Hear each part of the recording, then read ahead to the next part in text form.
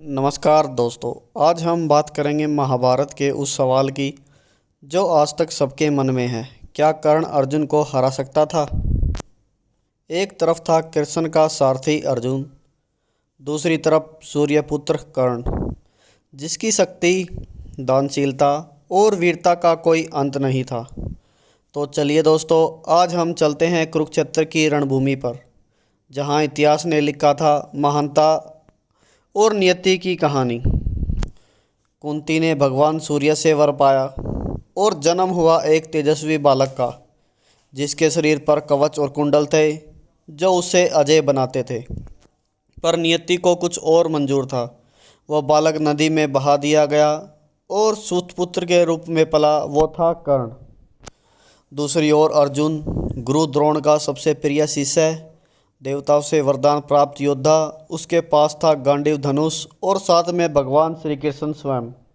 अब सवाल उठता है, अगर कर्ण के पास उसका कवच कुंडल रहता तो क्या अर्जुन उसे कभी हरा पाता?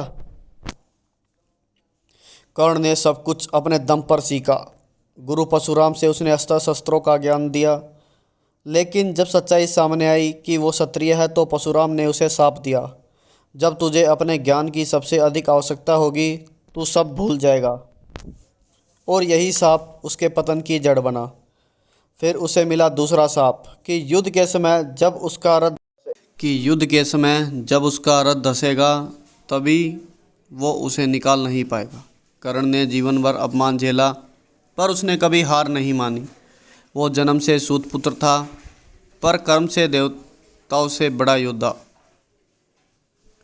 दूसरी ओर अर्जुन ने तप किया, देवताओं को प्रसन्न किया और पाया अनेक दिव्य अस्त्र, पाशुपतास्त्र, इंद्रास्त्र, वरुणास्त्र। कृष्ण ने कहा था, अर्जुन जब तक मैं तेरा सारथी हूँ तेरी हार असंभव है। तो एक तरफ था कर्ण संघर्ष का प्रतीक और दूसरी तरफ अर्जुन धर्म का योद्धा। कुरुक्षेत्र में रणभेरी बच चुकी थी। कर्ण और अर्जुन आमने सामने थे। अर्जुन के बाणों से आकाश काँप रहा था तो कर्ण के प्रहार से धरती हिल रही थी। कर्ण ने अर्जुन के रथ को बार बार पीछे धकेला, पर हर बार कृष्ण ने रथ को संभाल लिया। फिर आया वो क्षण जब कर्ण का रथ मिट्टी में धंस गया। कर्ण नीचे उतरा और बोला, अर्जुन युद्ध के नियम कहते हैं कि निर्बल को मारा नहीं जाता। कृष्ण ने मुस्कुराकर कहा, कर्ण क्या जब अभिमन्यु अकेला था तब भी ये नियम याद थे? कृष्ण ने अर्जुन से कहा, पार्थ ये समय सोचने का नहीं, यही वो क्षण है। अर्जुन ने धनुष ताना और एक बाण छोड़ा जो सीधा कर्ण के हृदय में समा गया।